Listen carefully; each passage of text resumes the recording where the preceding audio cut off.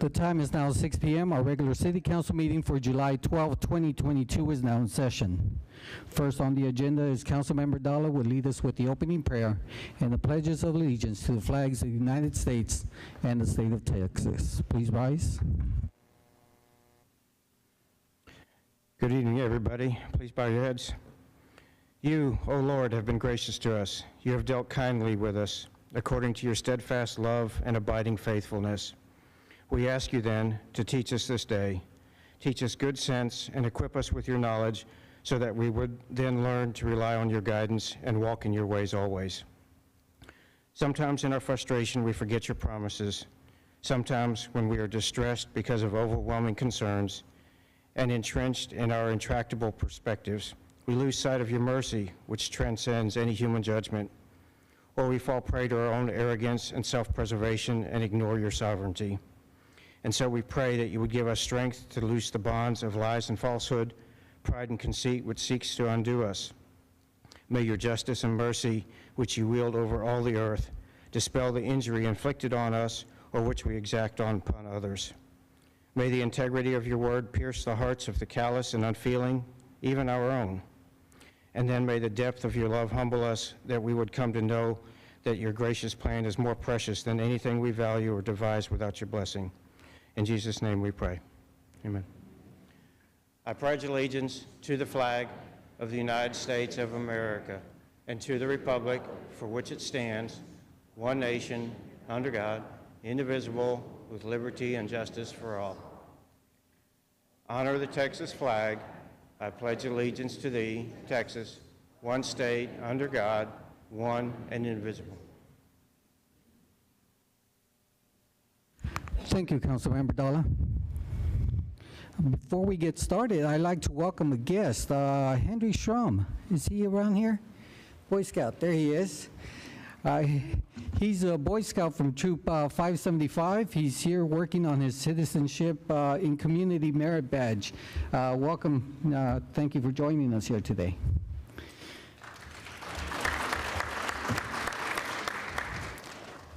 And today we'll start off with a presentation. We have a proclamation. If I can have the Parks and Recreation team to please come up here and join me. And also we have a director from our senior center, Mr. Bob Fishback. If you could join us also, please.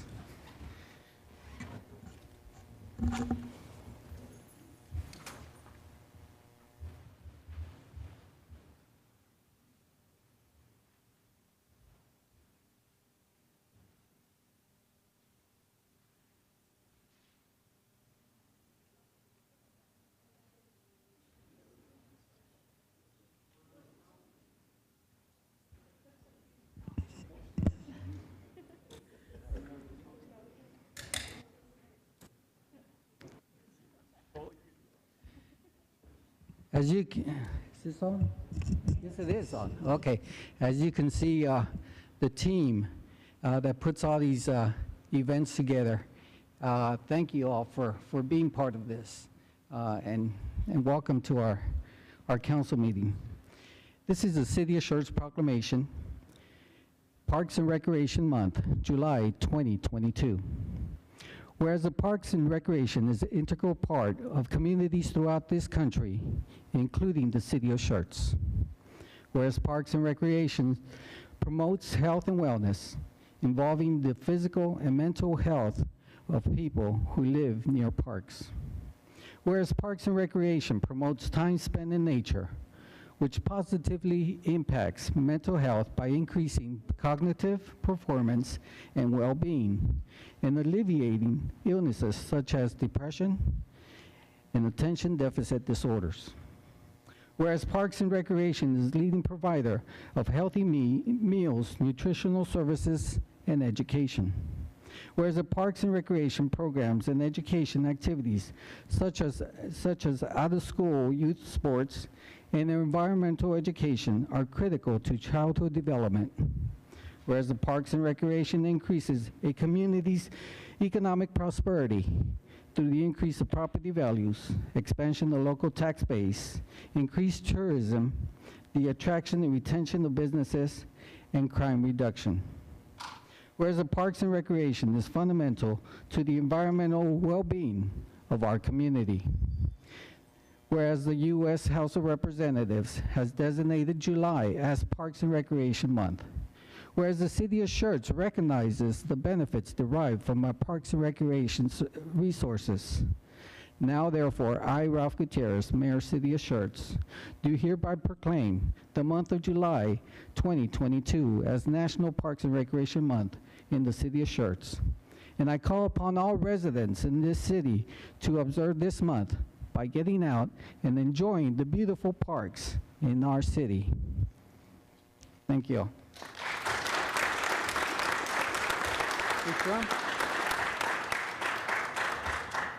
Thank you, Mayor. I'm Lauren Schramm, Director of Parks and Recreation, and I just want to thank all the folks up here that help make Parks and Recreation go around in the city. So the theme this year is We Rise Up for Parks and Recreation, and all the professionals who build strong, vibrant, and resilient communities through the power of Parks and Recreation.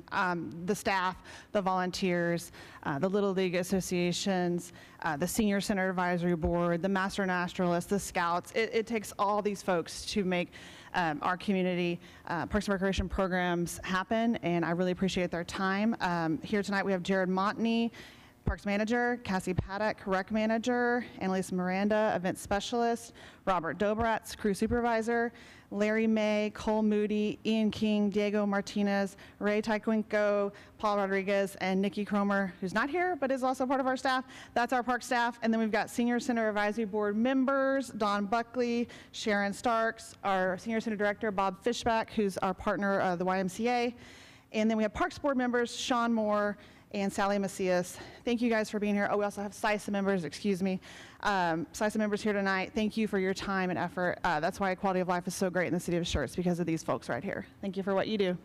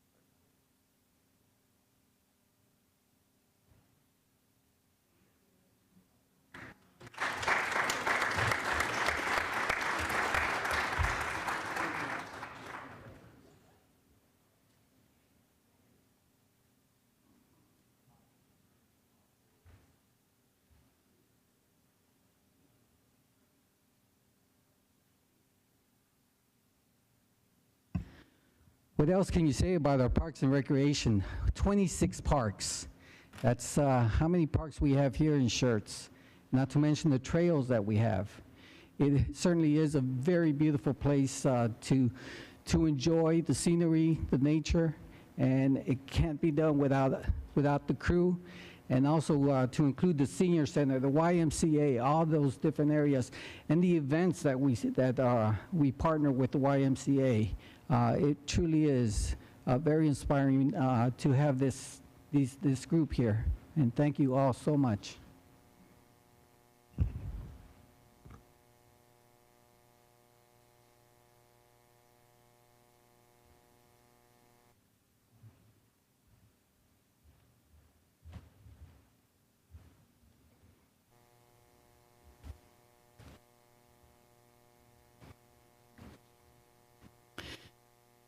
All right, we'll continue with city events and announcements. Announcements of upcoming events, Ms. Gonzalez. Yes, thank you, Mayor.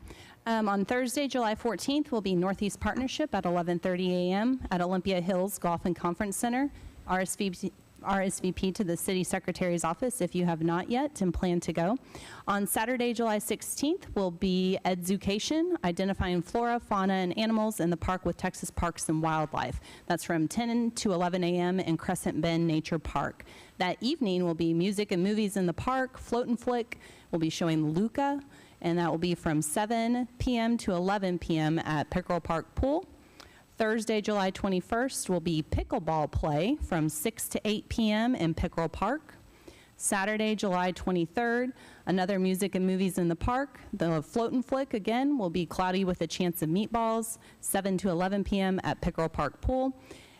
Tuesday, July 26th is our next regularly scheduled city council meeting, 6 p.m. here in the council chambers.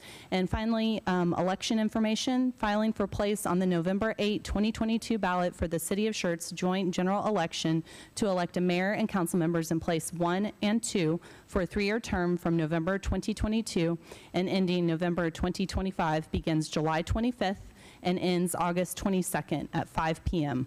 Candidate packets are available online on the city's website and can also be obtained in the city secretary's office located at 1400 Schertz Parkway in Building 2. Thank you. Thank you, Ms. Gonzalez. All right, next, we announcements and recognitions by our city manager, Dr. Brown. I just think it's great to have the Parks and Rec team here.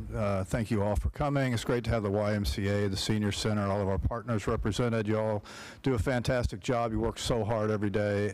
We just appreciate you, Jared and Robert and your crews.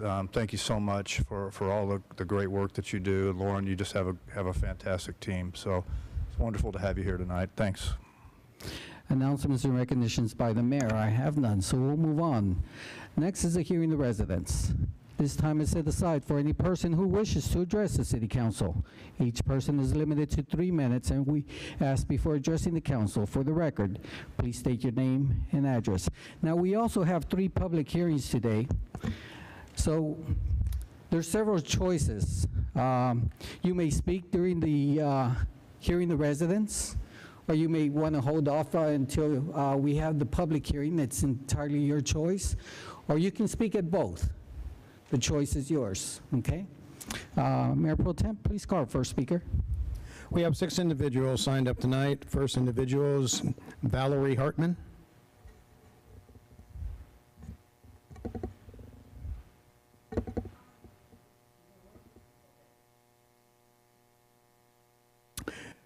Tiffany Gibson.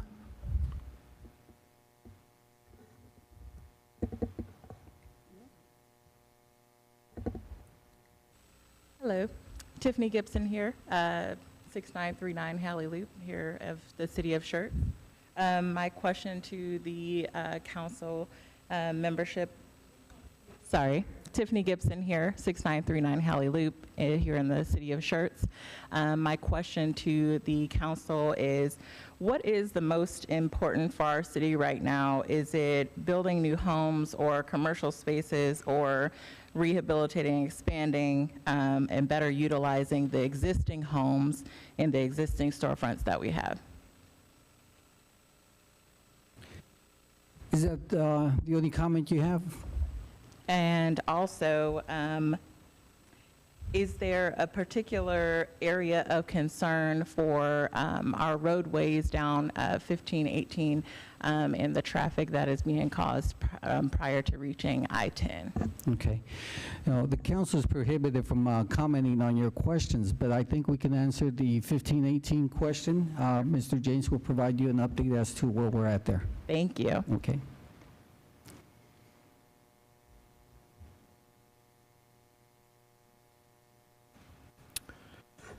Okay, looks like Candide Mancha.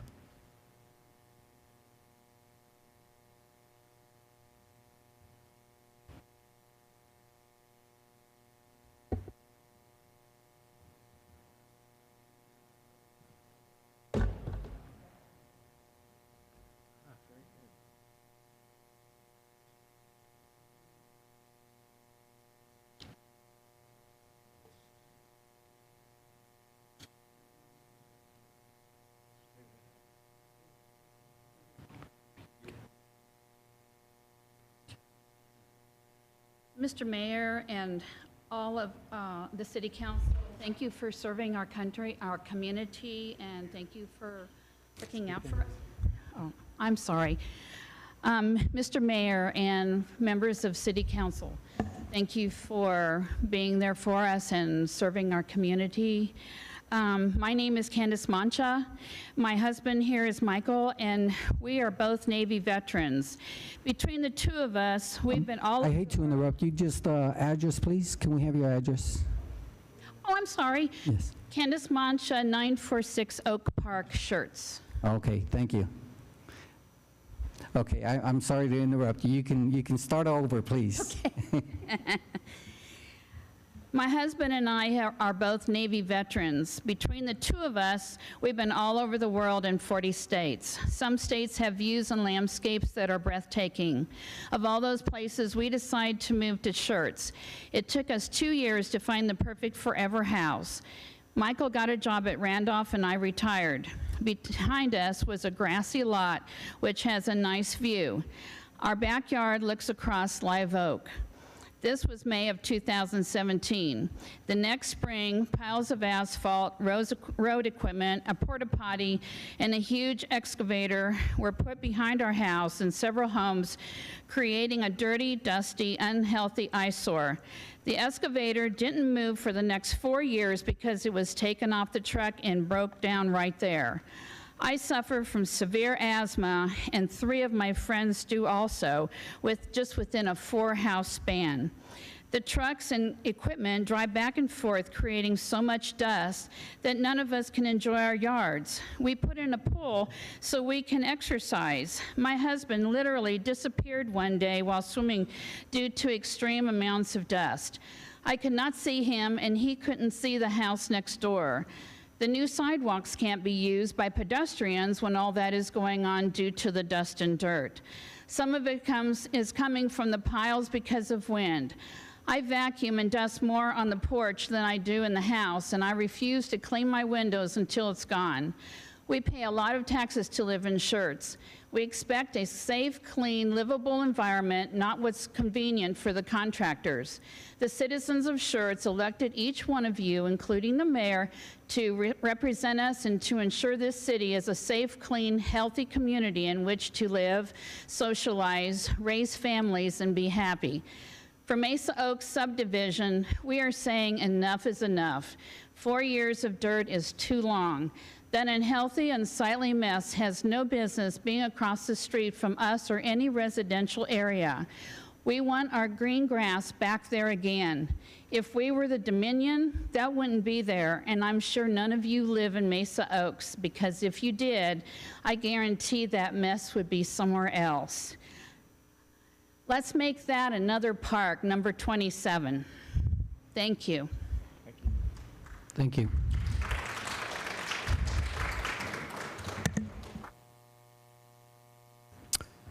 Gina Menzix.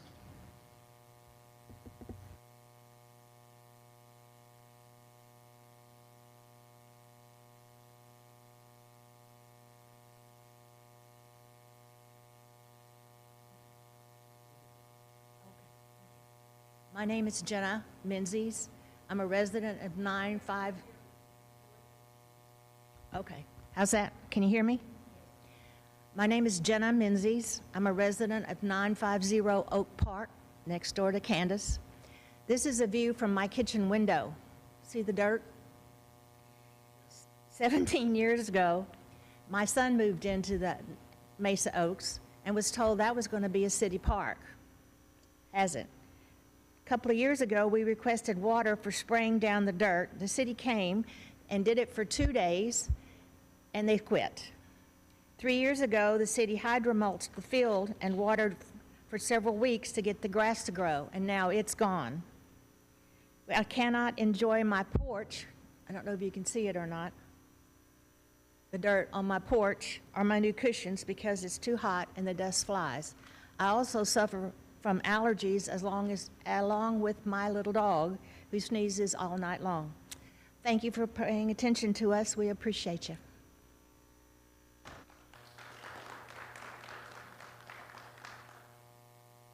Rebecca Robertson. Okay. James Taylor.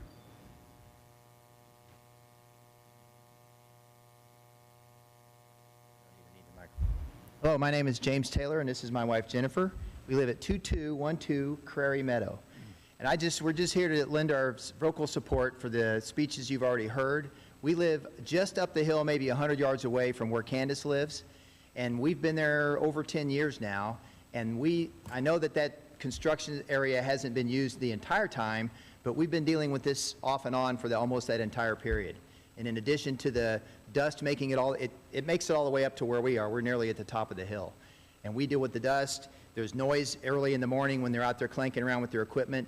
And I know it wasn't mentioned before, but I'm also concerned about safety hazards. There's heavy-duty equipment sitting out there, unguarded, open and available for people to access at any time. Doors are left over on equipment. There was a tangled up, mangled up mess of rebar and iron out there for I don't know how long, months and months, when the construction was going on Schertz Parkway. And we've seen people out there playing on those piles of dirt and piles of things that are out there, and kids move back and forth through there all the time when they're going back and forth to school. So we agree, it's been enough. It's a residential neighborhood, and what we're looking at down there would be more appropriate somewhere outside of town or outside of our neighborhood, or where a construction site would be put. So thank you. Hey, Charles, could one of you guys get a phone number or something so we could follow up? That's all I had, sir.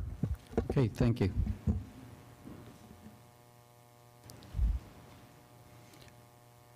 Mr. Kelm is going to, if we can have a representative from the group to go to the back and talk to Mr.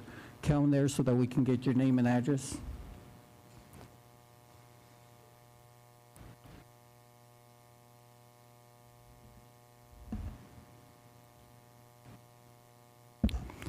All right, we'll continue now with the consent agenda items. These items are considered self-explanatory, and information packets are provided to council and available for public viewing. These items require no separate discussion unless requested by council. Item number 1, minutes. The approval of the minutes of our regular meeting of July 5th, 2022. Item number 2, ordinance number 22M29, an ordinance by the City of Schertz authorizing and amending the City Council Rules of Conduct and Procedures to include appointment procedures for the City Council liaison positions to the City of Schertz boards, commissions, and committees, repealing all ordinances or parts of ordinances in conflict with this ordinance and providing an effective date. Item number 3, resolution number 22R72, a resolution by the City Council of the City of Schertz, Texas, authorizing the city manager to enter into an interlocal agreement for EMS building services with the City of Alamo Heights and other matters in connection therewith. Council, do any of these need to be removed for a separate discussion? Is there a motion to approve consent agenda items 1, 2, and 3? Second. We have a motion made by Councilmember Hayward and second by Councilmember Brown. Any other comments? Let's go ahead and call for the vote. Aye. Aye. Aye. We have 5 ayes, no objection, motion passes. All right, we'll move on to discussion and action items. Item number 4, the City Council liaison appointments. Discussion and possible action regarding various City Council liaison appointments to the City of Schertz boards, commissions, and committees. Ms. Dennis?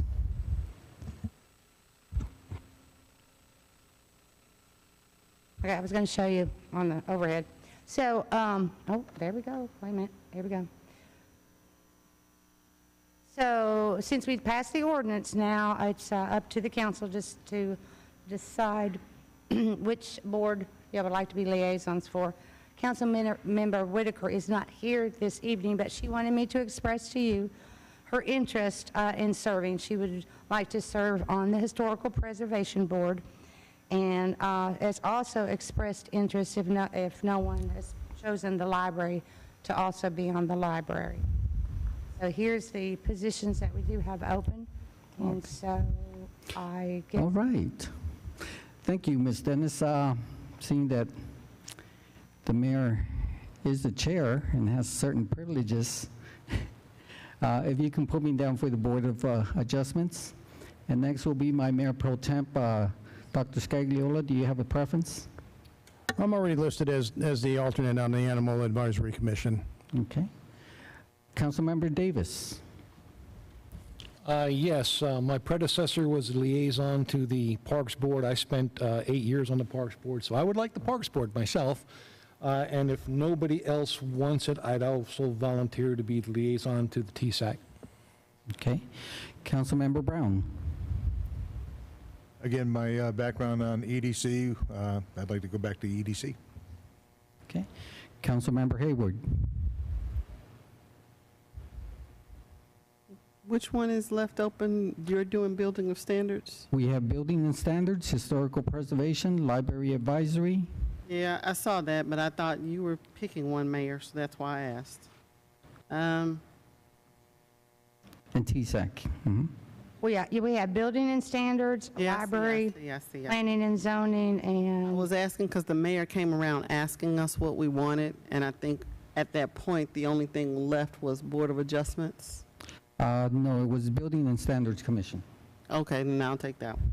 Okay. you will have building and standards, Councilmember Hayward? Okay. Okay. Councilmember Dalla. Again, like Councilman Davis, prior experience with planning and zoning, I think that would be a good one for me to take on. Okay. We'll place Councilmember Whitaker on the Historical Preservation Committee. Councilmember Davis also showed some interest on the TSAC. And we have one board left, Library Advisory Board. Council, any interest in that one? And Whitaker. Councilmember Whitaker Well, did. express Councilmember interest Whitaker in doing will that put one as well. on that one as well. Okay. Board of Adjustments. Who's taking that one? The assignments are, Oh, okay. on EDC is Councilmember Brown. The Board of Adjustments, the mayor. The Building and Standards Commission, Councilmember Hayward. Historical Preservation Committee, Councilmember Whitaker. The Library Advisory Board, Councilmember Whitaker. The Parks and Recreation Advisory Board, Councilmember Davis. Planning and Zoning Commission, Councilmember Dalla. And the Transportation Safety Advisory Commission is Councilmember Davis. And I do want to mention right now that Councilmember Hayward is a current council liaison to the Animal Advisory Commission, so Scagliola requested to be an alternate. Okay. Could you note that on the minutes Sure. to show? Could you note that on the minutes to show that Mayor? Councilmember Hayward is also on May I the? be an alternate on EDC? Do we need an alternate for EDC? I'll put Hayward as an alternate on We'll EDC. put. We we'll probably put- don't need it, but I'm interested in EDC. Okay, we'll put an alternate in EDC. And I will put this in the minutes, sir. All right. Okay, looks like we have them all filled. Okay. Thank you, Mayor, Council. Thank you. That was easy. Much easier. right. Thank you. Thank you. All right, we'll move on to public hearing. We have 3 public hearings today. Item number 5, resolution number 22R70, a resolution by the City Council. Excuse me, let me start over. Resolution number 22R70, a resolution by the City Council of Schertz, Texas, authorizing the approval of a development agreement with Witherstein Trust Fund, Brian Butenengel and Valerie Hartman for approximately 124 acres of land to install on-site sewage facilities and other matters in connection therewith. Mr. James is giving the presentation, so we'll hold off for a minute here.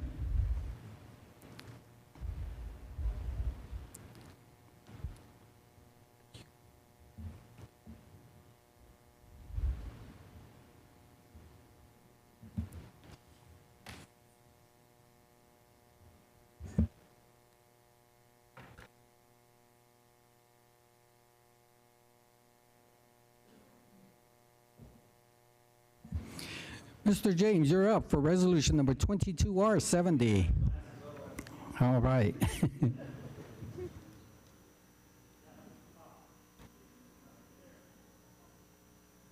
All right. Okay, appreciate your patience. So all 3 of these items are related to the Sterling Grove project down off Trainer Hill. We've talked about a couple of these last time and given you a heads up on it. So the first item on the agenda, that's the wrong one. Hang on. This is how this evening's going to go for us. I think that was it. That's the wrong one. This is how this is going to go. So the first item on the agenda that we have, I believe, is the development agreement for Sterling Grove. So council, you don't see these very often. We don't do them too often. We'll do development agreements occasionally for the delayed annexation agreements, but essentially state law has a provision that says for properties that are in our ETJ, we're able to do an agreement with them to essentially modify certain development standards. And in this case, the developer of the property has requested a development agreement to allow septic on the portion of the property that in the coming items are going to be half acre. Now, normally, waivers for septic are done as part of the platting process. And so to be clear, when P&Z considered the zoning, they didn't consider this item. They didn't weigh in fully on it. They're not necessarily opposed to it. But for them, it's not a zoning issue, it's a platting issue. For the developer, the problem is, if we're going to come in and request annexation and request zoning, we kind of need to know that we can do the project we want to do. And it was problematic for them to not know if they could do septic on that property or if the city was going to deny that waiver and expect them to sewer it. So the solution is the development agreement. So essentially, that's why they're here before you, is to request a development agreement so that for that half-acre portion on the subsequent item, they would be allowed to do the septic. So again, in the past, P&Z has kind of talked about wanting larger acreage sizes for septic. This has some challenges with it, part of a larger project. It's a limited number of lots, and so staff is comfortable doing a development agreement to allow them to do septic. So that's what's before you. Thank you, Mr. James. Once again, this is a public hearing. Is there anyone here in attendance who would like to address the council regarding this particular subject? Please step up to the mic and provide your name and address. You're limited to 3 minutes.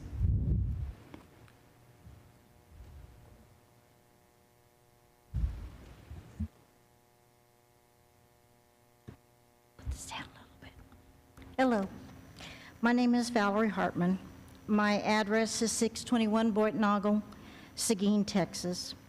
I am here tonight speaking on behalf of my brother, Brian Boitnoggle, and myself. We are the owners of 78 acres located on Trainer Hale Road that is part of the proposed Sterling Grove development. I think that this development will be an asset to the city of Schertz.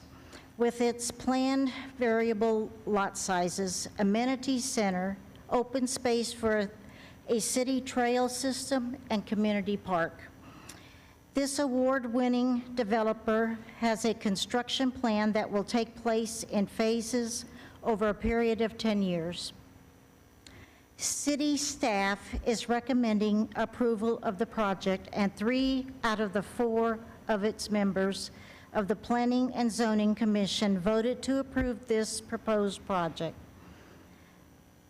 There was no one from the public that spoke at the Planning and Zoning Commission meeting that objected to the proposed development.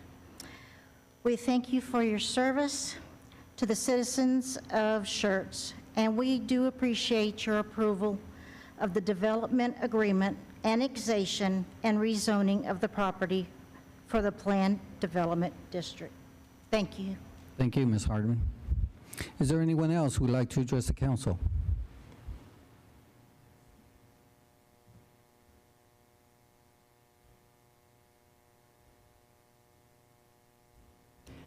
Good evening, council members. Thank you for your time and consideration of the zoning change.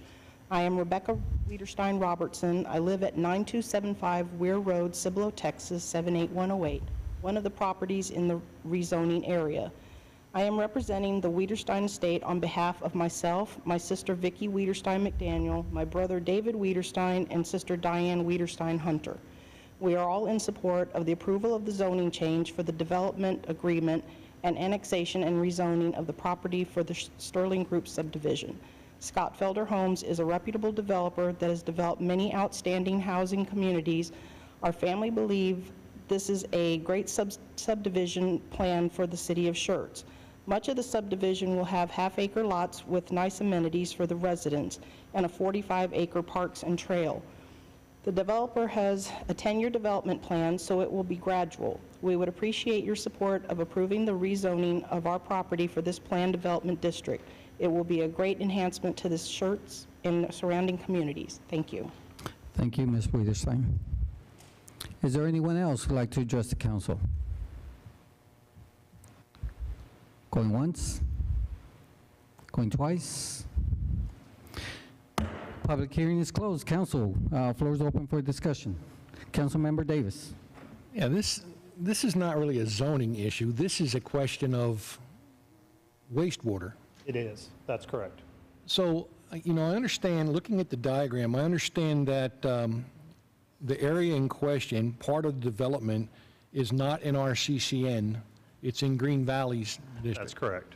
So I guess my question is, because we've had discussions in the past with regards to the development of Wiederstein Road on the north side, and the requirement to have people or personnel that are property owners that are up on that side that are currently on septic, ultimately having to tie into a regular septic system. I wonder what the long-term prospect of this is for South Schertz. So my first question is, does Green Valley have anything in the area that they could tie into the Green Valley system? And if not, has that been explored as to can Green Valley support it?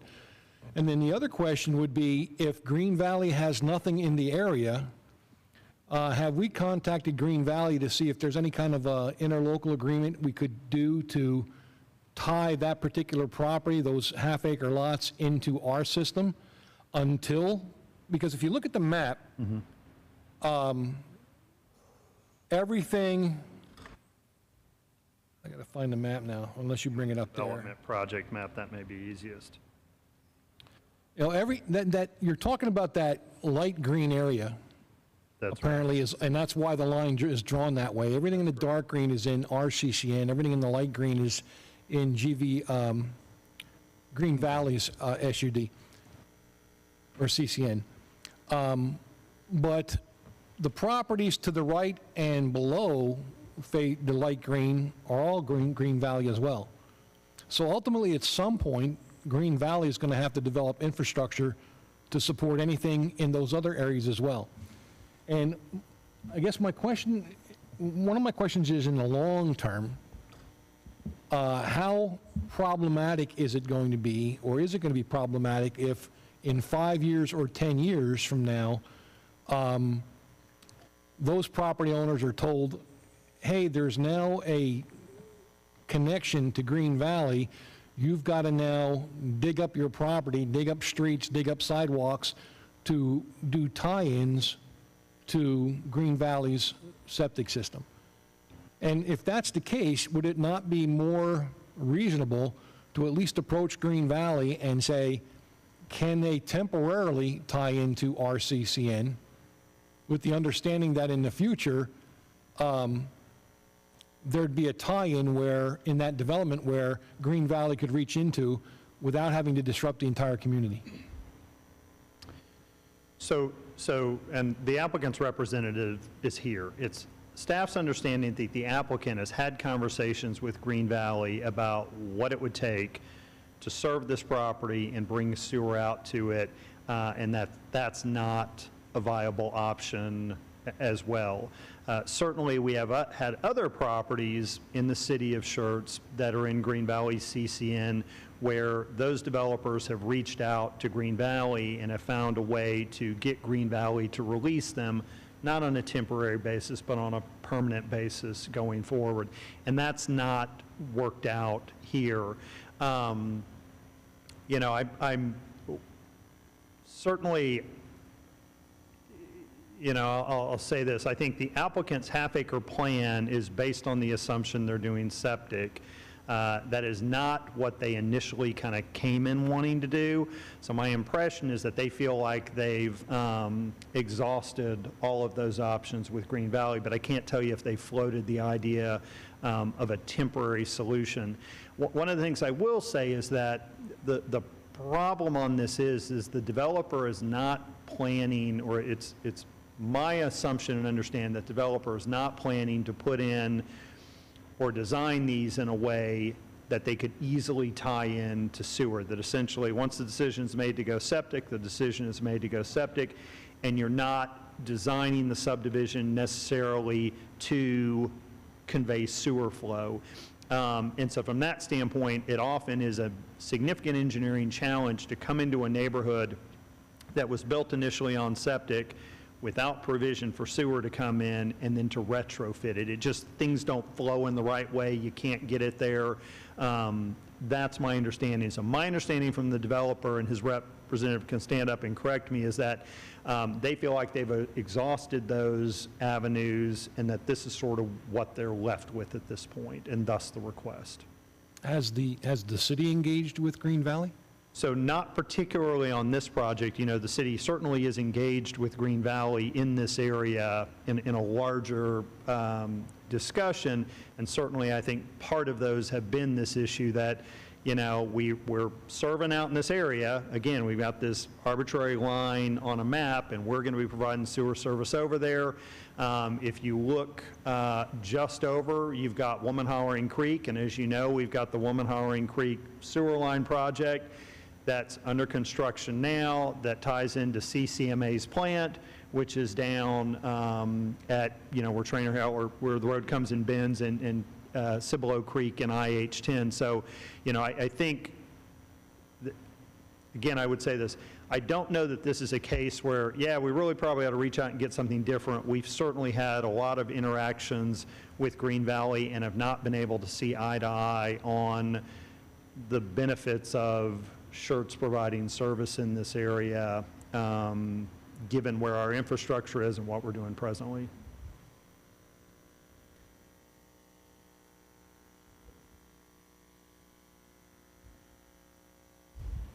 Who's providing water service in that area? Green Valley is. CCN maps generally match with the area. Okay, thank you. And again, I want to be clear on that, just to answer that question. So Green Valley provides it.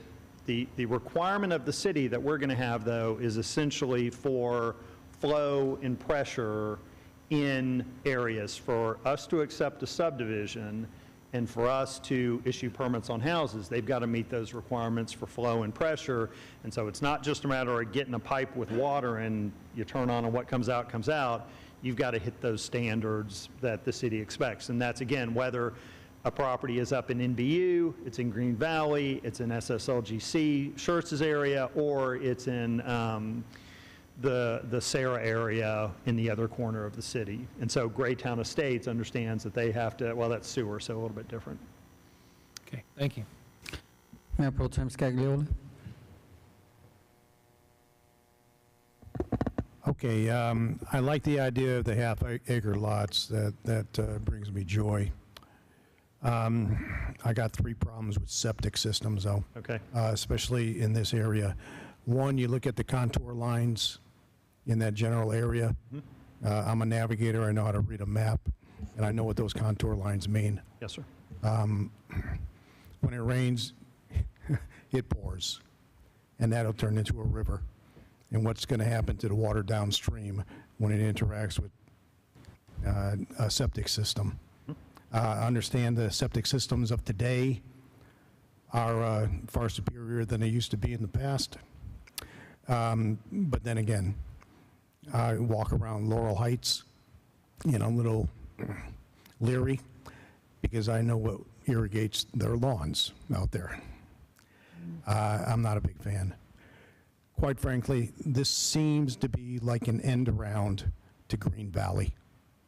We had Nick Sherman, one of the board members or trustees from the Green Valley, come talk to us last week, letting us know that elections were going to be taking place shortly. I know we could speak with him. He came to speak with us. I think that would be the route to go. Quite frankly, A lot of other subdivisions have bought into not using Green Valley. A lot of them have. You know what? Like it or not, they own the CCN. I don't like it. I really don't. I think the city should have sovereignty over anything that's within the jurisdiction of the city. But I'm not a lawyer, and I'm not a judge, so I can't make that decision. But if they cannot provide the services, all right, they're still entitled to something because they own the CNN. So maybe they had to get a portion of whatever gets pumped to the CCMA plant or whatever plant we decide. That would be a much more intelligent route to go. Septic systems aren't maintenance free.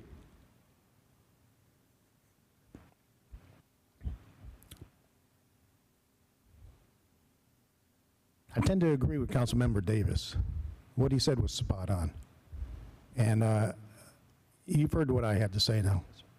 I'd strongly recommend we reach out. And you know what?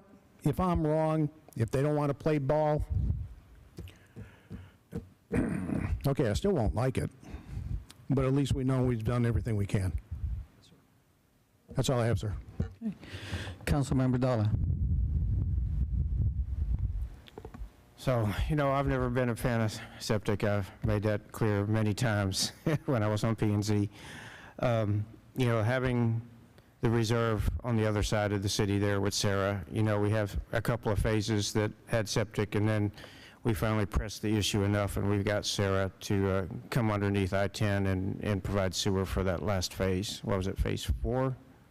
I believe it was pressing the developer, and the developer then paying to bring sewer out there. And again, at that time, I think what had changed is that Sarah, for some other reasons, had gotten sewer closer. Yep. So, you know, the thing is once this area goes septic, it's always going to be septic. That's never going to change.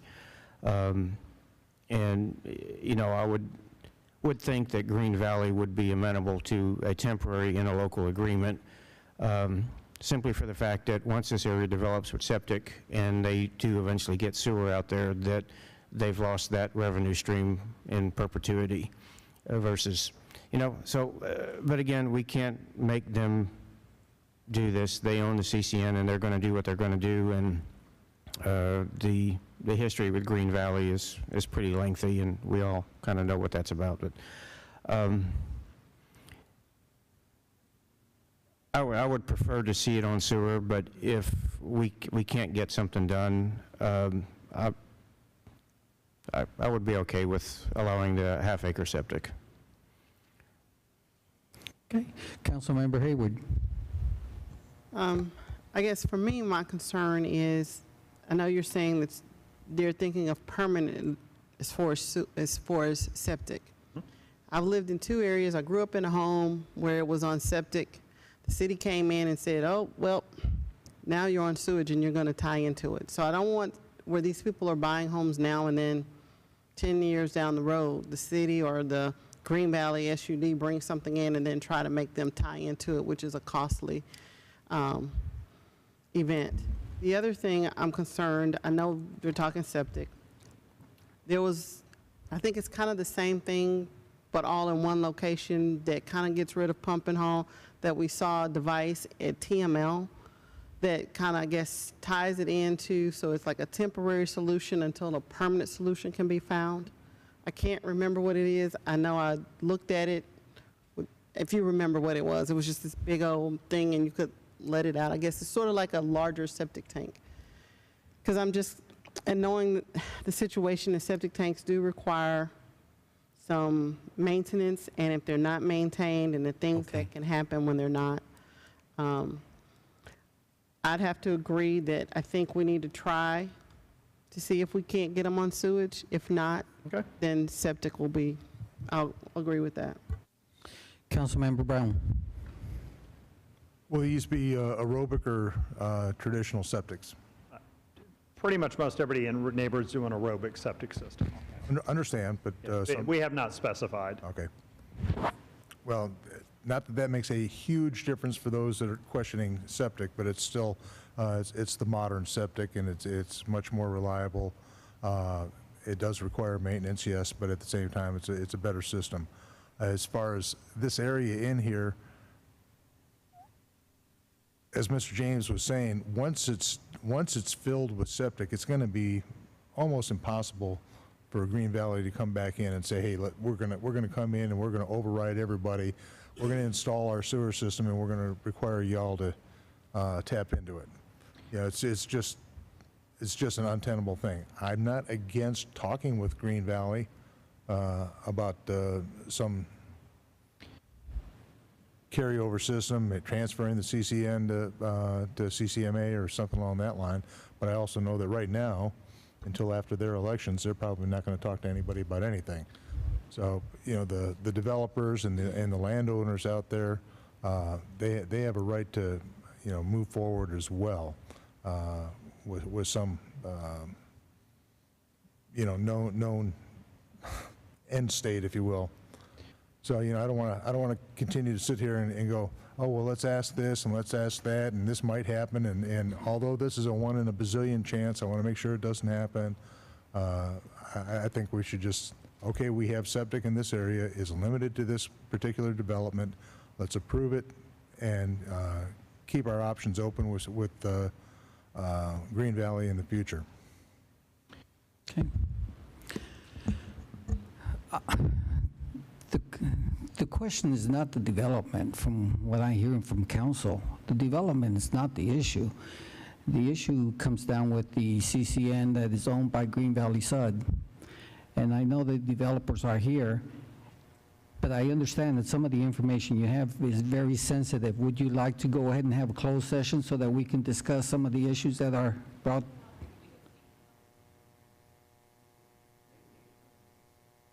Okay, well, that's right. That's right. Maybe we need to go into closed session, discuss some of these.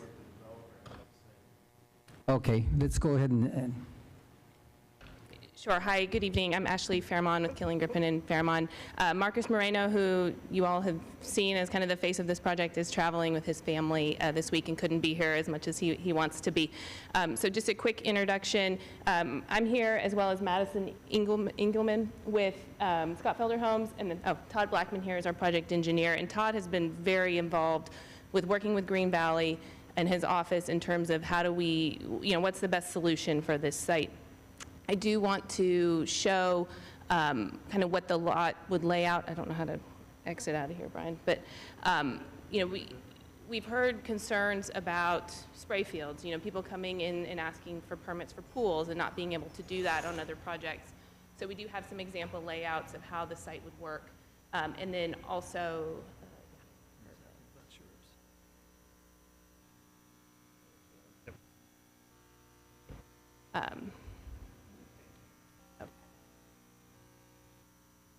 so here's just a typical half-acre lot with the septic system, and you can see in the blue, that would be where the spray field is, and then the pool, if somebody wanted to come in for a pool or other type of backyard improvement, there would still be room to do that. The house on this lot is a large, I mean, it's 36,000 square foot, single story, so it's got quite a big footprint.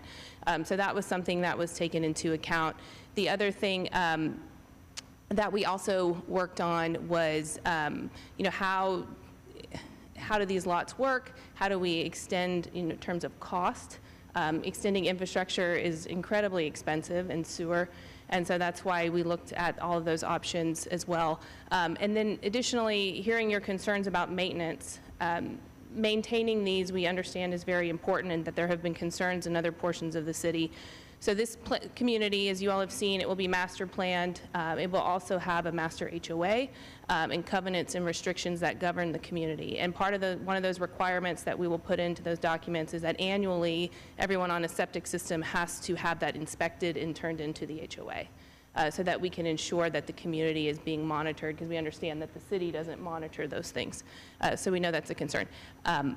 I will stop speaking and let Todd speak to the efforts that have happened with Green Valley, because we know that's important, and that is something that has they've spent quite a bit of time on. So thank you.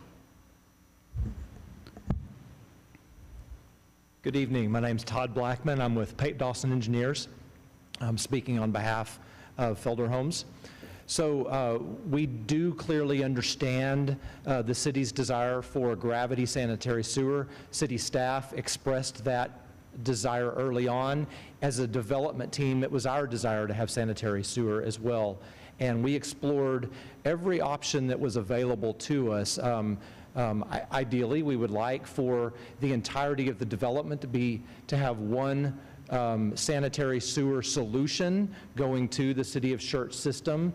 That obviously was discussed with GVSUD. They were not willing to release the site from their CCN, and there was much discussion to that effect.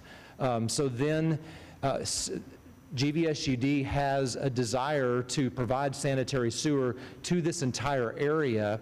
The treatment location is on the order of 2 miles away from the site.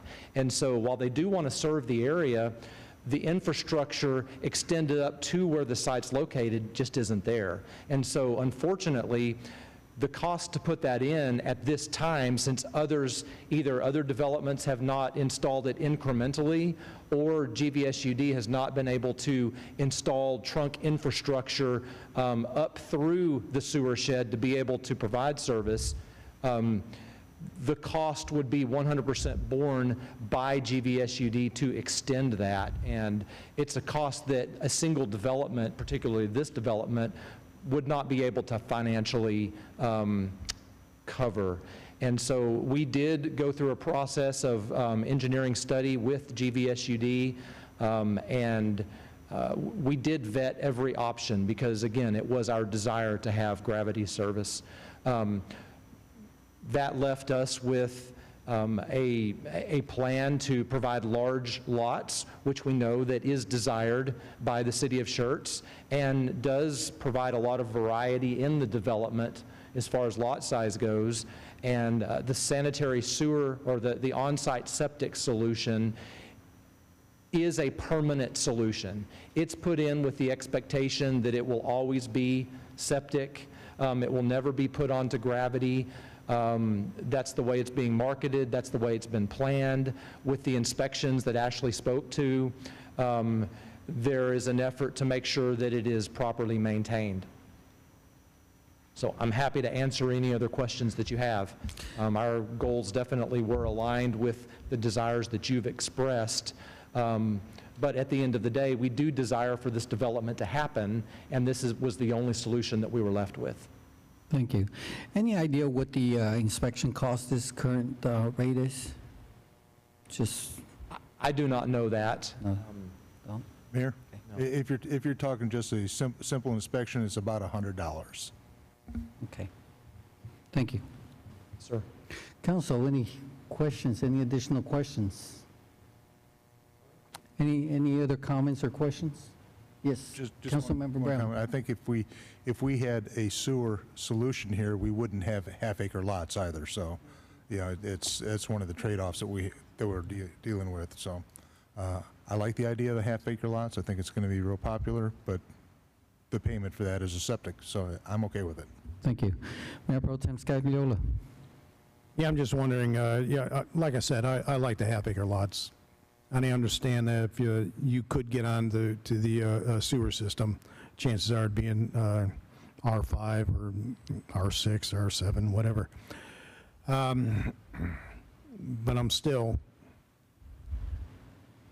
going to dig my heels in about the septic here. You said you had conversations with Green Valley.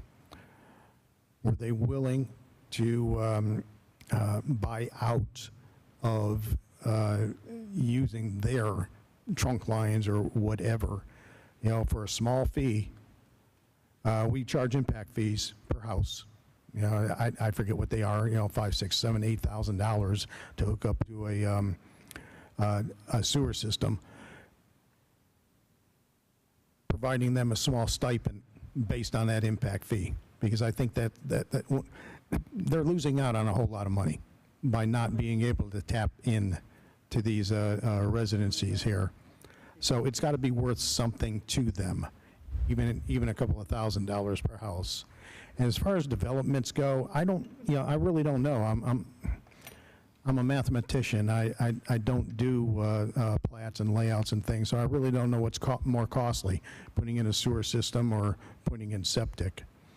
But I do know that septic systems are going to require periodic maintenance, and the easy way to go.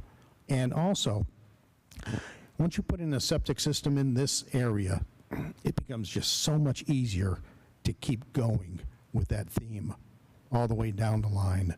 And where does it end? Well, you approved it for us, or you approved it for them. Now you got to approve it for us, and it sets a precedent. And that's something I don't want to start. Here and now, it seems like the most practical solution, but here and now is fleeting. I'm looking 5, 10, 15, 20 years down the line. What's going to happen to our community then when it's approaching build-out? I don't know if it's feasible that Green Valley would be receptive to taking part of the impact fee. Have you had that conversation with them? So I guess you asked a couple of questions there.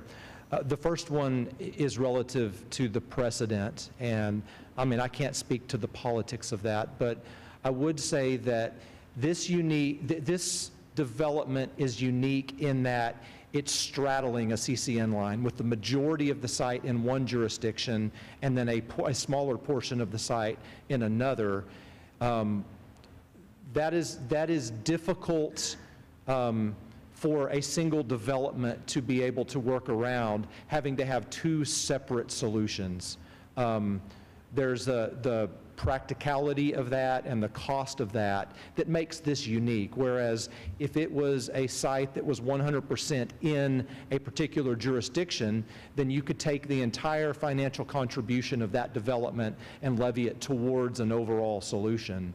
We're also at the upper end of the sewer shed in this direction, and so we're one of the furthest areas away from the treatment location, and it is very difficult to have a solution when you're at the very top end, only a portion of your site goes that direction, and there's not an overall system in place yet. Eventually, this sewer shed, at least, well, I can't say that. GVSUD has expressed that they want a sewer system in this sewer shed.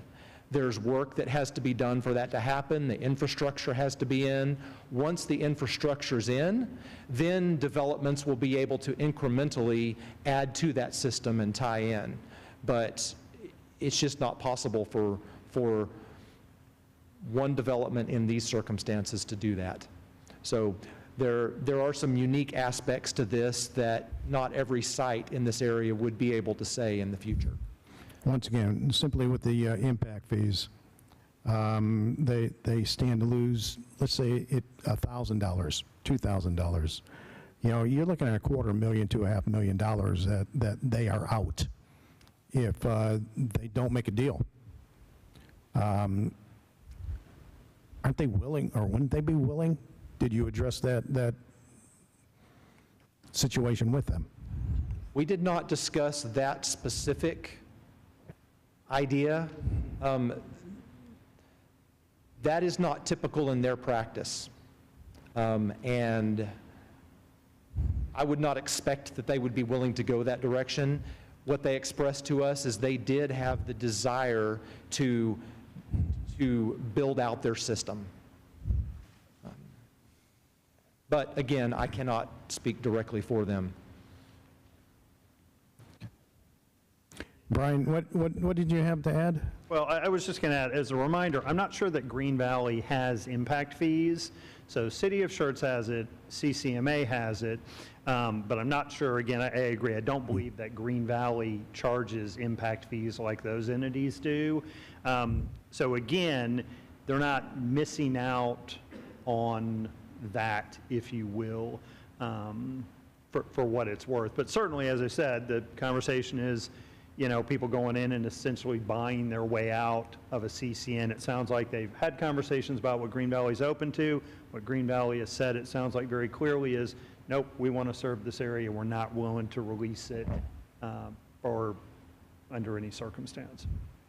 That's my impression of what I'm getting, and he's nodding. Yes. Okay, I could keep beating up on this, but I'm getting nowhere because apparently we haven't had that conversation specifically. So I'll leave it as, I'll leave it there. Councilman, let me just say this and offer, if again, the majority of council is saying we feel like we've not explored this opportunity that based on your history with Green Valley you think may be viable, what you could do is not take action on this item tonight, defer it to the next meeting, because again, both the annexation and the zoning have to come back for that final reading in 2 weeks. That would then give staff time to reach out to Green Valley, come back with an answer. Now, probably the way this would have to happen, as Ashley cringes and Dan cringes, is literally, we'd have to literally have the applicant sign that development agreement, council deal with this one first. If you approve it at that point, because you're willing to approve it and staff has reached out to Green Valley and couldn't get something, and literally we might have to have the mayor go, that one's approved, let me sign that thing, we've entered, the city manager sign it, we've entered into it, and then you move on to the annexation and zoning. That, if what I'm sensing is that a good portion of council really wants city staff to reach out to Green Valley and explore an option with them for something, we're happy to do that. I will say this, though, that I think what's likely going to happen is that if the city can do that, what I'm hearing them say is it's not a solution that would allow it to be septic and then go on to sewer in the future. That's not cost effective. And that likely if Green Valley said, fine, we'll cut this deal, let it go to city for some reason, then they would probably want to relook at their zoning because they wouldn't do the half acre at that point. They'd go back to one of the earlier layouts we've seen. So again, I wanted to offer an option so you're not stuck between this, you either have to approve this thing you may not be okay with, or you deny it, at which point I think the applicant goes, well, never mind, and we'll go. So I want to, again, try to expand the pie, come up with options, and that's something that certainly staff is happy to reach out to Green Valley and see what we can find out from them directly. Councilmember Dalla? So with the way the PDD is set up now, we're getting the 3 different lot size minimums. The way it's drafted by staff now is 3 different minimum lot sizes. So, and it's, you know, it kind of, I mean, it does, you know, kind of look at what our future discussions are on the comprehensive land use plan update to have higher density, closer to 1518, reduced densities. We go back toward Cibolo Creek and Weir Road.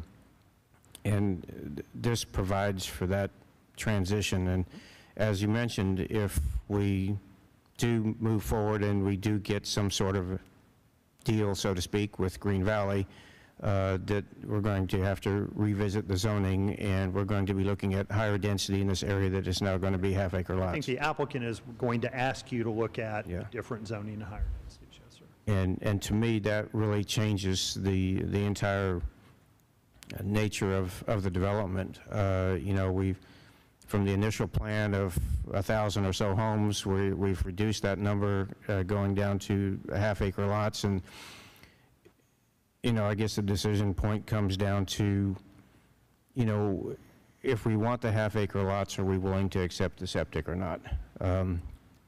As Councilmember Scagliola said, you know, he likes the half-acre lots. I like the idea of the half-acre lots. I think it's in fitting with the character of the area, both currently and kind of what we've talked about, what we would like it to look like in the future. Yes, sir. And the applicant has made very clear to staff that the half-acre lots are not viable sewered when you look at the land cost and the cost to sewer. Now, whether that is or not, whether they couldn't do it, it's not for me to say. That's what they've indicated to staff. And so we, you know, it's not the easiest of choices, but you know, this is what we have to decide on tonight. And so,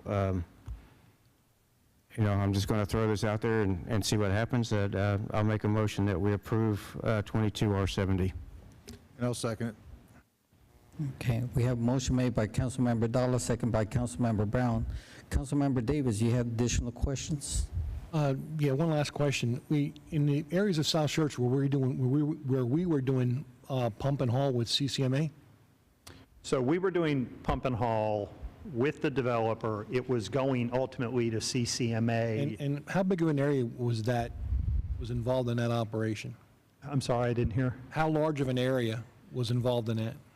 I would have to check the area of Howie's Cove where we've done it. Now, I will say that I think everyone on staff would say this has not gone as we would have wanted. It's got a lot of challenges we're not equipped to deal with. And so staff at this point, I think I speak, and if Charles will nod, is very much opposed to doing any pump and haul for any length of time, even as much as we try to set it up in a way to have it sort of covered under the developer. It's just not worked out well. We just don't see that as a viable option.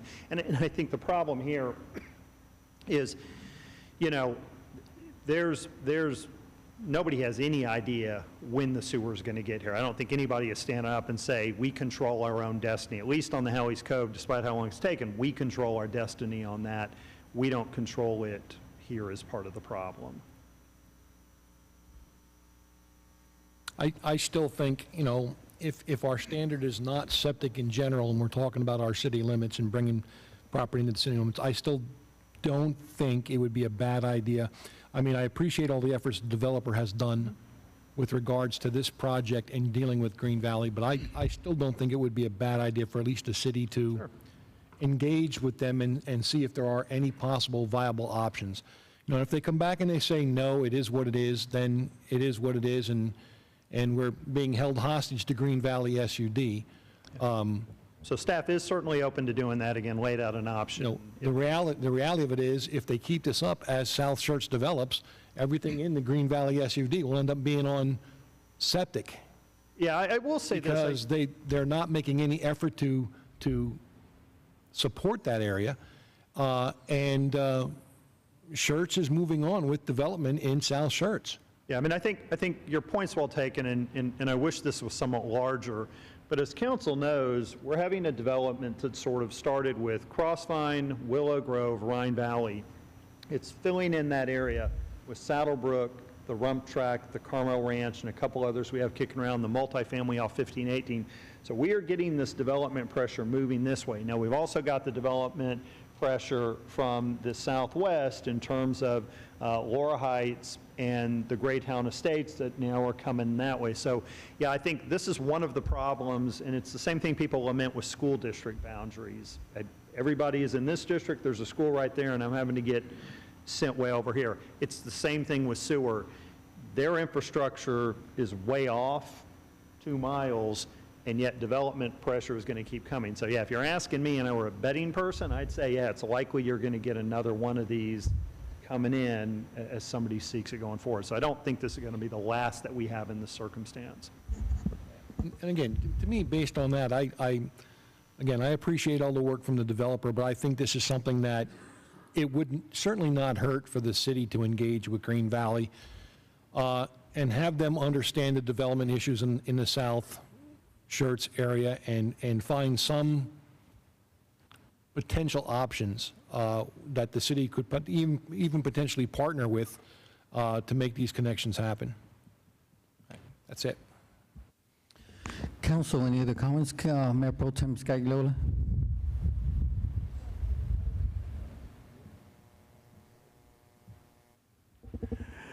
Yeah, you know, governance is kind of an interesting concept here. Sometimes you do the right thing for the wrong reason, other times you do the wrong thing for the right reason. It's not an easy decision. As much as I really, really like the idea of reduced density, I tend to agree with Councilmember Davis that we ought to at least reach out. And you know what? Maybe the septic system is a better way to go in the final run. But I still want to ask the question, You know, if Green Valley wants to dig their heels in, God bless them, okay? We gave you, we were the honest players here. We brought it to your attention, turned us down, fine. That's all I have, sir. All right, Councilmember Hayward. I don't like the idea of septic tanks. However, in knowing our dealings with GV Sud in the past, they're going to dig their heels in, and we're going to be right back here doing the same thing. I know we're talking about an election. I know it with their board.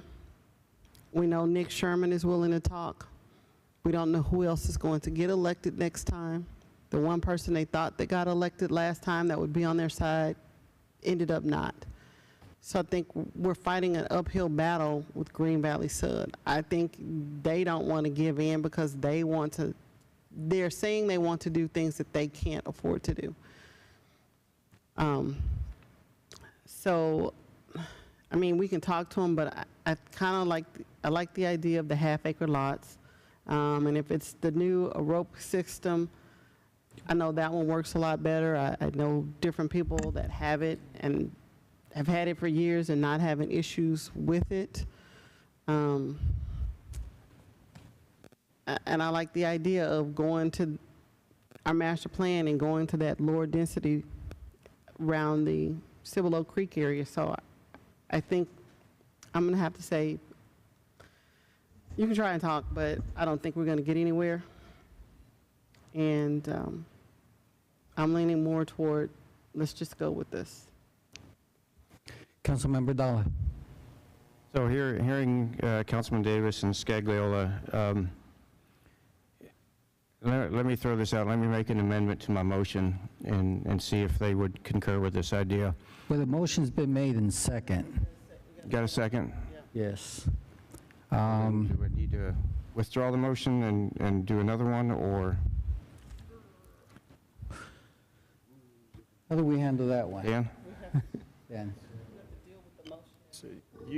Yeah, typically, you can allow the maker of the motion to offer an amendment, but if it's not seconded, then you just go with the first motion that was made. Okay. Let's go ahead and hear your amended motion. Okay. Make a motion. Go ahead.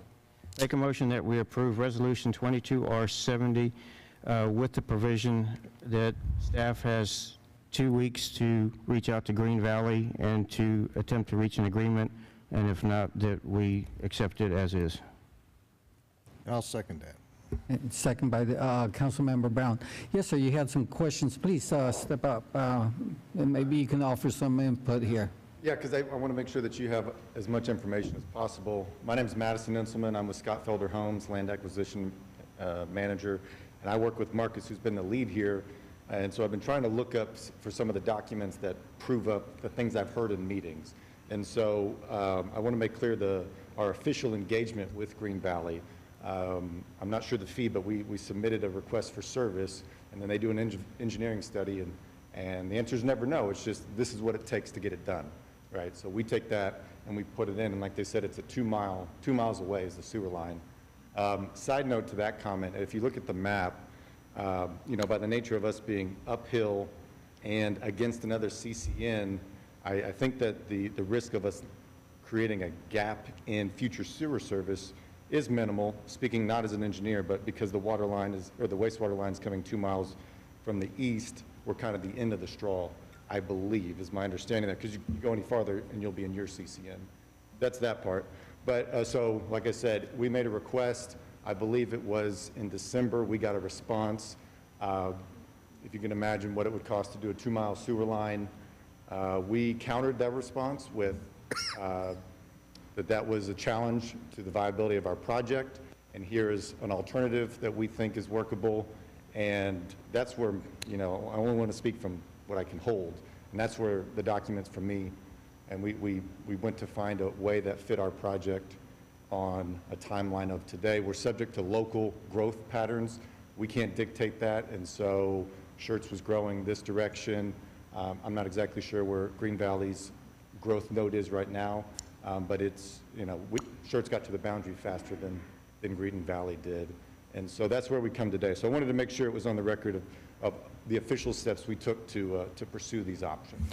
Thank you, sir, for the input. No, you are dealing with some obstacles and some challenges, and being 2 miles away. Not only that, you have a creek you have to cross. That's going to create quite a bit of challenge. Green Valley has to understand that nothing else can be built here in this side of the creek unless it is a half-acre lot. They're losing out on quite a bit of revenue in the future if. I guess most of them are not businessmen that understand the ramifications of their decisions. But with that, we do have a motion made by Councilmember Dalla and second by an amendment motion. With that, let's go ahead and call for the vote. Aye. Aye. Aye. Aye. Aye. We have five ayes, no objection, motion passes. Thank you. All right, we'll move on to number 6. This is also a public hearing. Ordinance number 22S27, an ordinance by the City Council of the City of Schertz, Texas, providing for the extension of boundary lines of the City of Schertz, Texas by annexation of approximately 287 acres of land located in Bexar County, approximately 6,050 feet east of the intersection of Trainer Hill Road and FM 1518. Also known as Bexar County Property Identification Numbers 310053, 310060, 310121, Bexar County, Texas, first reading. Mr. James, floor is yours. Thank you, Mayor. So again, as I said, you had 3 items all related tonight. You had the last item you just talked about. To be clear, that covered about 125 acres. It's the part that's not yet in the city that's in Green Valley CCN. Now we move to the part that is not yet in the city limits that they're going to annex, and that's about 287 acres. So again, what you have here before you is to annex. This is the overall development of the property. This is the parcels that are proposed to be annexed. So again, these are all related. So staff is recommending approval of the annexation of this property. And then the next item we deal with is the zoning. And again, this will come back for the final reading in 2 weeks. Thank you, Mr. James. Okay, this item is on the agenda as a public hearing. Is there anyone in attendance who would like to address the council related to this subject? Going once, going twice. Public hearing is closed. Council, floor is open for discussion. I'll make a motion to approve ordinance 22S27. Second.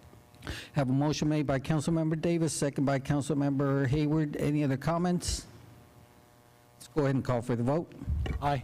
Aye. Aye. Aye. Aye.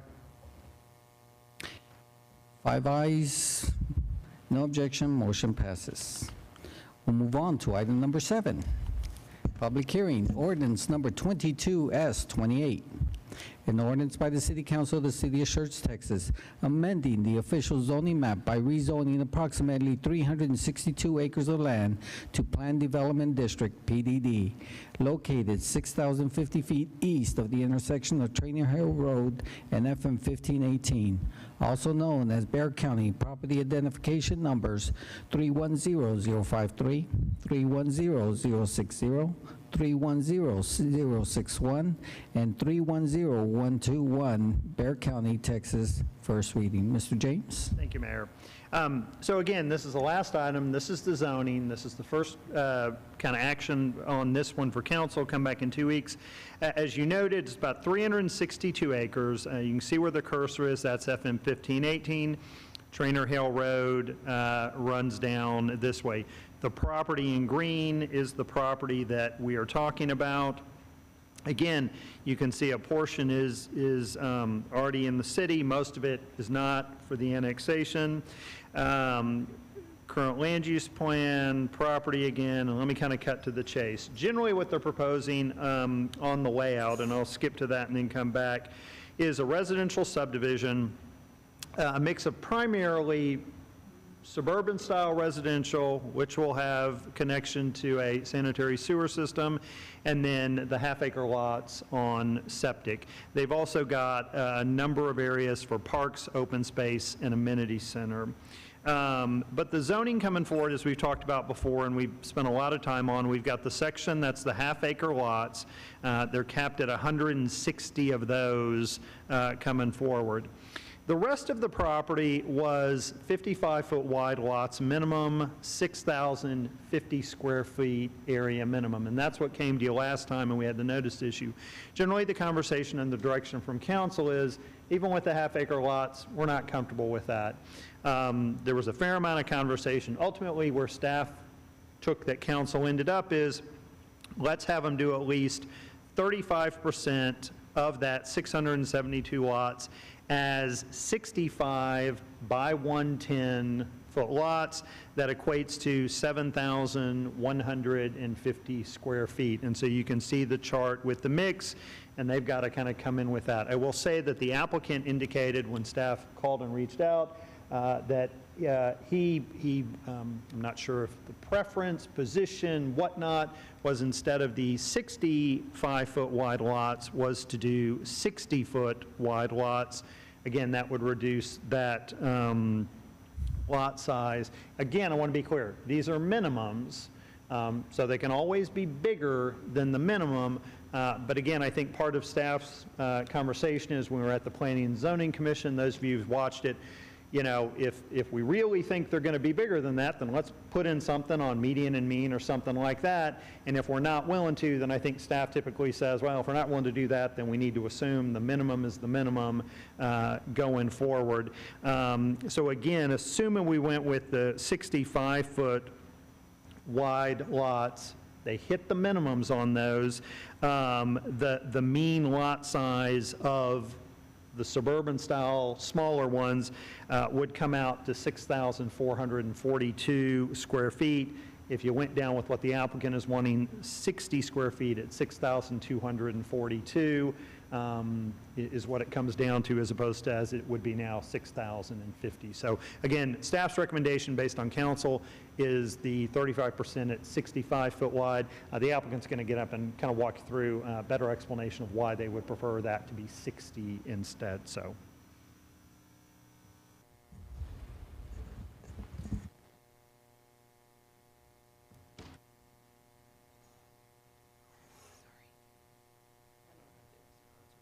Sorry. Good evening again. Thank you guys for your consideration. Just kind of taking a step back in our presentation, I wanted to go back to what we presented to you all back in January. So when we did the comp plan amendment, at that time we had a conceptual plan that was presented, and as we've already discussed tonight, you know, that was over 1,000 lots. And by allowing for the half acre, which has to be on the septic, so we appreciate your consideration of that. That's the only way we can do the half acre lots. That obviously brought density down. So we've reduced the home counts by over 200 lots. And then, so we have the half acre portion of the community, and then we have the smaller lot portion of the community, creating that diversity of housing. It's not only diversity of housing types, but also price points. So we'll show you in a minute in the presentation what we're looking at in terms of cost. But as Brian mentioned, 55-foot lots for 65% of the development. That's actually up. We had originally presented in this plan in January, we had lots as small as 50 foot. So we have come up a little bit from that. And then what we're proposing is, instead of the 65s, go up to 60 and have a minimum of 60-foot lots for that remaining 35%. There are lots greater than that proposed for the project now, but we would like to have the flexibility, and we're still pretty early on in the planning process in terms of how many of those lots are we doing. So when we lock in the 65s, we're actually potentially limiting doing some larger lots, because then we have a higher number of, or excuse me, a lower number of lots that are permitted. So that's why we're looking for something a little less. It's hard to see this project here, or this plan here, the one, it's on my left, but this is the PDD plan that's being presented with the half-acre lots. And what you see on here in the yellow, and this is just conceptual, but the yellow is the 55-foot, the pinkish color is the 60-foot proposed, and then we actually have quite a few 70s proposed. But we just don't know exactly how that's going to lay out yet, so it's hard to commit to a minimum number on those lots. So here again is the proposed amendment, the 65% at 55s and the 35% at 60s. Again, the density is brought down to 2.3 from originally the 3 acres. There will be a master association for the community providing for the maintenance and regulation of all things in terms of design, septic, and every portion of the project. Amenities throughout the site. I did a quick calculation just to determine kind of the percentage of lots, and we have around 43 or so % of the 55s and greater, and then about 30-ish, 33 or so % of the half-acre lots, and then 24% of the community is open space, parks, amenities, and streets. So there's quite a bit of public space within this proposed development. I don't think we need to come back to that. And again, the amenities, and this here is concept plan in terms of phasing. So the idea would be to build the lots closest to Trainer Hale first. There do have to be 2 entry points into the project for fire access purposes, so those will be built at the same time. So these half-acre lots are phase 1, and then these 55s and greater are also phase 1, and then the project will be built incrementally. Just a proposed amenity center with pool, clubhouse, play space. And then in the front of the project will be entrance to future trails system, signage. I think that was asked about at the last meeting as well. You can sort of see, small, but you can see what the signage will look like. So with that, again, answer questions, and thank you. Thank you. All right, once again, this item is on the agenda as an open public hearing. Is there anyone in attendance who would like to address the council regarding this subject? Going once, going twice. Public hearing is closed. Council, floor is open for discussion. Mayor Pro Tem Scagliola.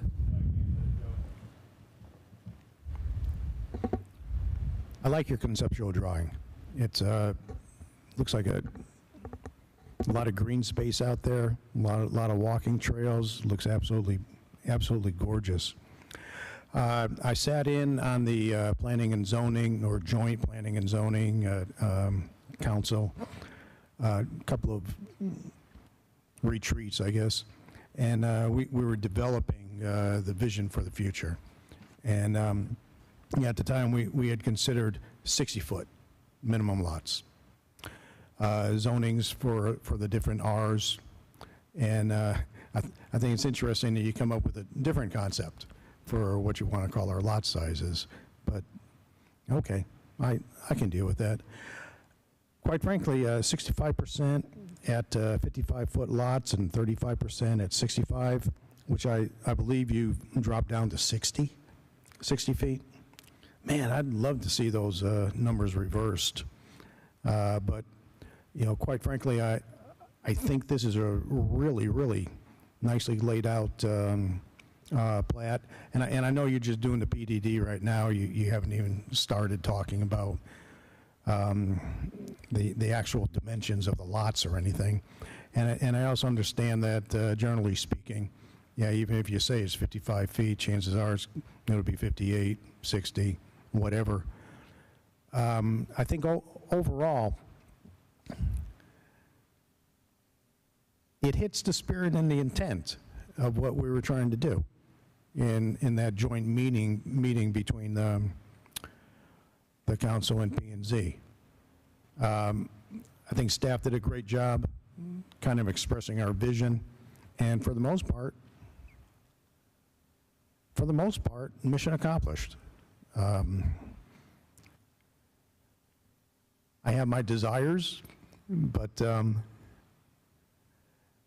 I can go home and sleep well tonight based on what I see now. So thank you so much to Mr. James. Really do appreciate it. And thank you for your efforts as well. Council, any other comments? Is there a motion to approve ordinance number 22 as... So move. Second. A motion made by Mayor Pro Tem Scagliola, second by Councilmember Hayward. I must say, you got a compliment from Mayor Pro Tem Scagliola. What's that? Ryan's got a comment? Oh, he does? Question. Oh. Okay. Question. Uh-huh, yes. So to clarify, is the motion to approve the ordinance as staff proposed with the 65-foot wide, or as the applicant wants with the 60? What the city asked for, Mr. James, is what I'm going to buy off on. Gotcha. But it's always negotiable, right? Okay, good.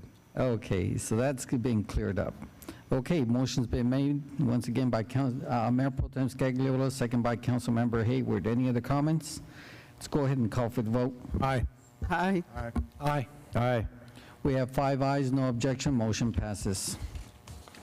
All right, next we have roll call confirmation. Our city secretary will provide a roll call confirmation concerning agenda items 1 through 7. Ms. Dennis? Yes. Consent agenda items 1 through 3, and motion was made by Councilmember Hayward, seconded by Councilmember Brown. Mayor Pro Tem Scagliola, Councilmembers Davis, Dalla, Hayward, Brown voted yes, no one voted no. Motion passed 5-0. Item number 4, the council liaison positions. You may read those. I'll read those, Mayor. So for the Animal Advisory Commission, Scagliola is the alternate council liaison. Councilmember Brown is the EDC council liaison, with Councilmember Hayward being the alternate. Board of Adjustments, the council liaison is the mayor. It's the Mayor Gutierrez. Building and Standards is Councilmember Hayward. Historical Preservation Committee is Councilmember Whitaker. Library Advisory is Councilmember Whitaker. Parks and Recreation is Councilmember Davis. Planning and Zoning is Councilmember Dalla, and Transportation Safety Advisory Commission is Councilmember Davis. Item number 5, Resolution 22R70, with the provision that staff will speak with the Green Valley and in 2 weeks try to reach an agreement. If not, then approve this resolution. Is that correct? That's what I got. Okay. Motion was made by Councilmember Dalla, seconded by Councilmember Brown.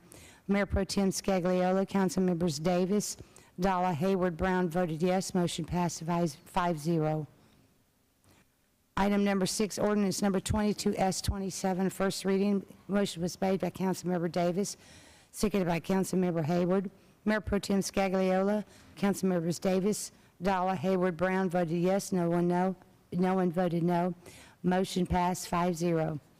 Item number 7, ordinance number 22S28, first reading. Motion was made by Mayor Pro Tem Scagliola, seconded by Mayor Pro Tem Hayward. Mayor Pro Tem Scagliola, Councilmembers Davis, Dalla, Hayward, Brown voted yes. No one voted no. Motion passed 5-0. Thank you, Ms. Dennis. All right, we'll continue with the requests and announcements. Any further announcements from our city manager, Dr. Brown? Nothing further, Mayor. Council, any possible updates or information requested from staff? Yes. The map of the city so that people can have directions to see where we are and then how to get to the Public Works Department if they need help after going to water. All right, we're working on that, right, Sarah? Yeah, we're working on that, so. Okay. And then I had one other thing. On dealing with, I know we have City View now for people to go online, but for those that are not computer savvy, are we still going to take those calls over the phone and handle that? Yeah. If they can't do City View. Brian, can you have a comment on that? Oh, he stepped out. Sir, he stepped out. All right, I need to talk to Brian about that, see what their plan is. Okay. Any other items? No? Okay. Council, any possible items you'd like to place on the future agenda? No? All right. Announcements by council members. Mayor Pro Tem Scagliola. None tonight, sir. Councilmember Davis. None tonight, sir. Councilmember Hayward. None tonight. Councilmember Dalla. Nothing tonight. Councilmember Brown.